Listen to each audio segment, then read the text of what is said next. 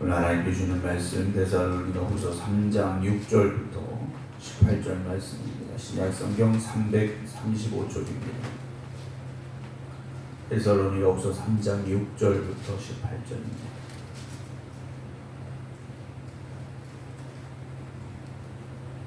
형제들아, 우리 주 예수 그리스도의 이름으로 너희를 명하노니 게으르게 행하고 우리에게서 받은 전통대로 행하지 아니하는 모든 형제에게서 떠나라. 우리가 어떻게 본받아야 할지를 너희가 스스로 아나니 우리가 너희 가운데서 무질서하게 행하지 아니하며 누구에게서든지 음식을 값없이 먹지 않고 오직 수고하고 애써 주야로 일함은 너희 아무에게도 폐를 끼치지 아니하려 함이니 우리에게 권리가 없는 것이 아니요 오직 스스로 너희에게 본을 보여 우리를 본받게 하려 함이니라. 우리가 너희와 함께 있을 때에도 너희에게 명하기를 누구든지 일하기 싫어하거든 먹지도 말게 하라 하였더니 우리가 들은즉 너희 가운데 게으르게 행하여 도무지 일하지 아니하고 일을 만들기만 하는 자들이 있다 하니 이런 자들에게 우리가 명하고 주 예수 그리스도 안에서 권하기를 조용히 일하여 자기 양식을 먹으라 하노라. 형제들아, 너희는 선을 행하다가 낙심하지 말라. 누가 이 편지에 한 우리 말을 순종하지 아니하거든 그 사람을 지목하여 사귀지 말고 그로 하여금 부끄럽게 하라. 그러나 원수와 같이 생각하지 말고 형제같이 권면하라. 평강의 주께서 친히 때마다 일마다 너에게 평강을 주시고 주께서 너희 모든 사람과 함께 하시기를 원하노라. 나 바울은 친필로 문안하노니 이는 편지마다 표시로서 이렇게 쓰노라. 우리 주 예수 그리스도의 은혜가 너희 무리에게 있을지어다. 아멘. 할렐루야. 교회라는 곳은 사실 완전한 곳은 아닙니다. 왜냐하면 우리가 완전하지 않기 때문에 뭔가 좀 허점도 있을 수 있고 약점도 있을 수 있고 또는 뭔가 좀 부족한 부분들도 있을 수 있습니다. 그러나 그걸 그냥 내버려 두는 것이 아니라 그런 부족한 것들을 또 좀 연약한 것들을 보충하고 조금 더 우리가 힘쓰고 애써서 그리스도의 완전함을 향하여 나아갈 수 있는, 그래서 교회가 날마다 성장하고 그리고 성숙해 갈 수 있어야 됩니다. 우리 자신들 또한 그렇게 해야 된다는 거죠. 이번 명절에 이제 자녀분들 또 손자 손녀들 이렇게 보셨겠습니다만 아이들을 보면 매일매일 보면 좀 그렇게 크게 표시가 나진 않습니다만 몇 달에 한 번 이렇게 보다 보면 아이들이 훌쩍 커 있는 모습을 보게 되죠. 기어다니던 아이들이 걷고 있고 뛰고 있고 옹알옹알하던 아이들이 뭐라고 이제 말을 하기 시작하고 이런 모습들을 보게 됩니다.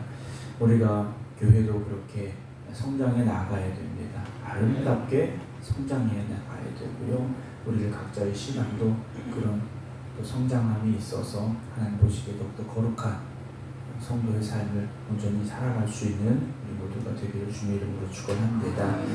요즘 교회가 세상에 존경과 또 본이 되기보다는 손가락질 받는, 또 교회가 세상 사람들에게 어찌 보면 좀 좋지 않는 소리를 듣는 일들이 있습니다. 결국 우리의 잘못이죠. 우리가 바로 서지 못했기 때문일 것입니다. 그렇다면 우리가 더 깨어 있어서 교회가 세상의 본이 되어지고 좀 세상을 좀 변화시켜 갈 수 있는 그런 일에 앞장서는 우리 모두가 되어줘야 하리라 생각을 합니다.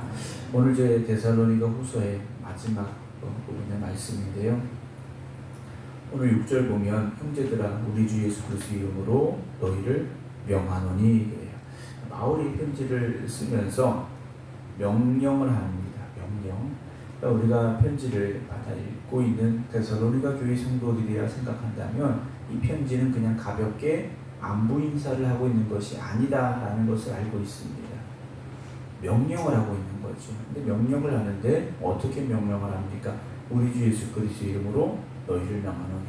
지금 바울이 하고 있는 명령은 주님의 마음을 가지고 하는 명령입니다. 그러니까 가볍게 하는 명령도 아니고 그냥 지나쳐도 되는 명령이 아니라는 거죠. 이 말씀을 함께 읽고 들은 이들은 그 말씀대로 살아야 될 사명이 있는 사람들입니다.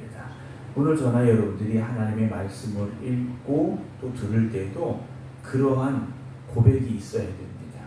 이건 예수님께서 나에게 주시는 명령이다 라고 우리가 말씀을 들어야 됩니다. 그럼 그 말씀은 이걸 할까 말까 고민할 필요도 없고 또 이건 내가 꼭 안 해도 되겠다라는 생각이 들지라도 명령이기 때문에 감당해야 되는 거지 않습니까? 항상 하나님의 말씀을 가까이 하시는 여러분, 말씀을 읽고 또 말씀을 들음에 있어서 나에게 주시는 하나님의 명령, 예수님의 명령입니다. 그 고백이 먼저 있기를 주님의 이름으로 축원합니다.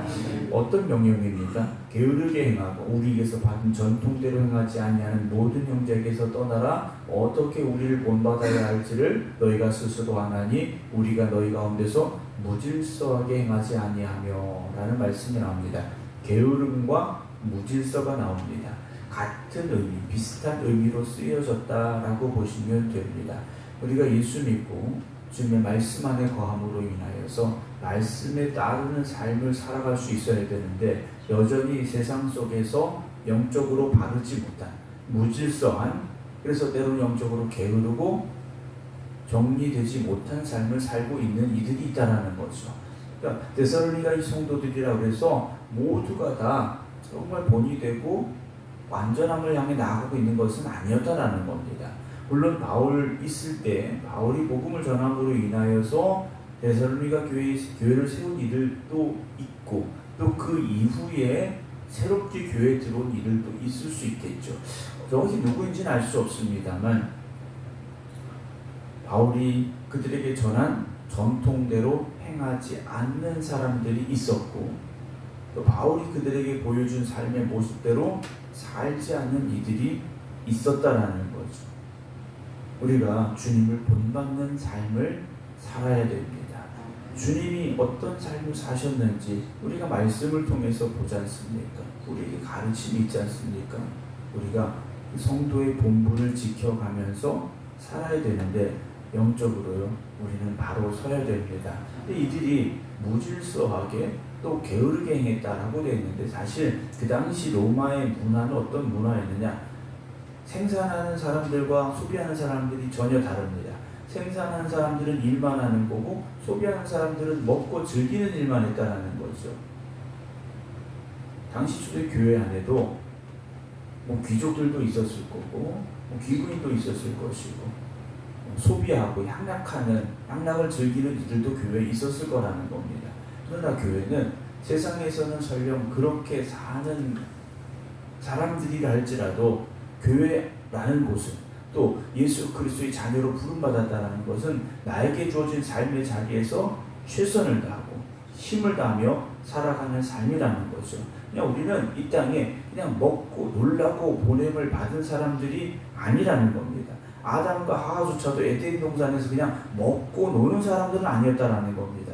각자에게 주어진 일이 있고 우리는 그 사명이 있는 사람들이지 않습니까? 그걸 잘 감당해야 되는데 그렇지 못한 일들이 있었던 것 같습니다. 그 중에 대표적인 일들이 나오는데 8절 보면 누구에게서든지 음식을 값없이 먹지 않고 오직 수고하고 애써 주야로 일함은 너희 아무에게도 배를 끼치지 아니하려 합니다. 라는 바울이 데살로니가 교회에서 보여줬던 대표적인 모습을 하나 이야기를 합니다. 음식을 값없이 먹지 않고 오직 수고하고 애써 주야로 일했다라고 되어 있습니다. 그러면서 우리가 잘 아는 말씀이 나오지 않습니까? 10절 보면 우리가 너희와 함께 있을 때 너희에게 명하기 누구든지 일하기 싫어하거든 먹지도 말게 하라 라는 말씀을 했어요. 성도는 세상의 삶에도 최선을 다해야 됩니다. 우리가 영적인 삶 또 어떤 세상적인 삶이 구분이 되는 게 아니지 않습니까? 교회에서는 최선을 다하는데 세상에 나가서 먹고 논다. 이건 잘못됐다라는 거죠. 근데 왜 이런 일들이 있었냐? 또 한 가지 잘못된 생각이죠. 잘못된 종말론입니다. 주님이 금방 오실 건데 열심히 일하면 뭐하냐? 그냥 먹고 놀자. 이런 사람들도 있었다라는 거죠. 주님 언제 오실지 모르니까 우리는 준비해야 됩니다. 땀 흘려 일해야 되고 복음에 맡겨진 사명을 감당해야 되고 세상의 일에서도 최선을 다해야 되죠. 왜냐? 우리가 본이 되어져야 세상의 사람들이 우리를 보고 예수 믿는 자가 어떤 사람인지를 알고 그리고 생명으로 나올 수 있는 길이 되기 때문이라는 겁니다. 처음에 말씀드렸듯이 교회가 세상의 손가락질을 받는다, 세상에서 욕먹는다, 그러면 누가 교회를 나오겠습니까? 나오려고 생각하다가도 야, 그 교회 가면 안 되겠다, 이런 생각, 이런 말을 할 수밖에 없다라는 거죠. 야, 예수 믿는 사람들이 더하더라, 이러면 어떻게 우리가 영혼을 구원할 수 있겠느냐라는 겁니다. 그래서 믿음의 사람들은 언행을 함에 있어서 항상 조심해야 되고 직장에서 일할 때도 최선을 다하는 삶을 보여줘야 된다는 거죠. 그래서 믿음의 사람들은 뭔가 다르구나, 야, 예수 믿는 사람들은 뭔가 다르구나, 뭔가 좀 우리하고 다르구나, 이런 생각을 가질 수 있게 해야 된다는 거죠. 11절 보면 우리가 들은즉 너희 가운데 게으르게 행하여 도무지 일하지 않냐고 일을 만들기만 하는 사람들이 있다 하니라고 되어 있습니다. 게으르게 행하여 도무지 일하지 않냐는 사람, 일만 만드는 사람, 이런 말씀을 읽을 때 우리가 떠오르는 사람이 되지 말아야 됩니다. 이런 말씀을 누군가 읽는데 게으르게 행하고 도무지 일하지 않고 일을 만들기만 하는 사람, 아무개 같은데 이 아무개가 우리가 되지 말아야 된다는 거죠. 교회라는 곳은 힘써 일하는 곳이라고 늘 말씀을 드립니다. 왜냐? 주님의 영광을 위해서, 하나님의 나라를 위해서 우리가 그렇게 살아야 되죠. 12절 이런 자들에게 우리가 명하고 주 예수 그리스도 안에서 권하기를 조용히 일하여 자기 양식을 먹거나 라고 말합니다. 땀 흘리고 수고하여 그것을 먹는 사람이 되라는 거죠. 교회는 권면이 있어야 됩니다. 권면이 있어야 되는데요, 14절 먼저 보면 누가 이 편지에 한 우리 말을 순종하지 않냐거든.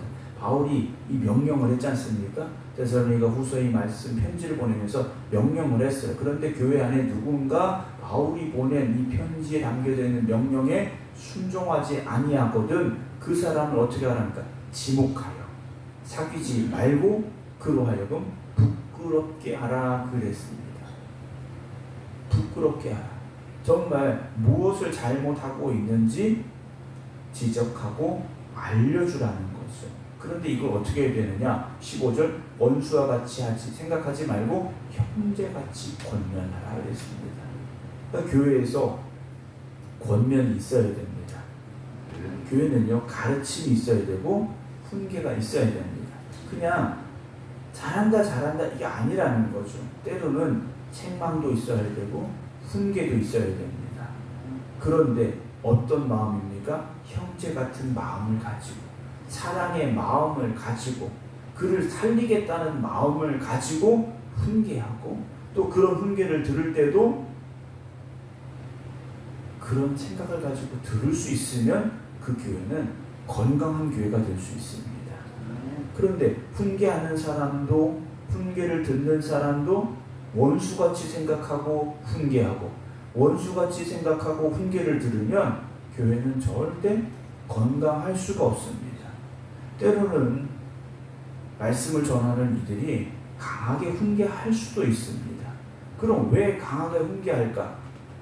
내가 무엇인가 잘못했구나 라는 생각을 가지고 말씀을 들으면, 그런 훈계를 받으면 좋은 일들이 좋은 방향으로 바뀌어지게 된다는 거죠.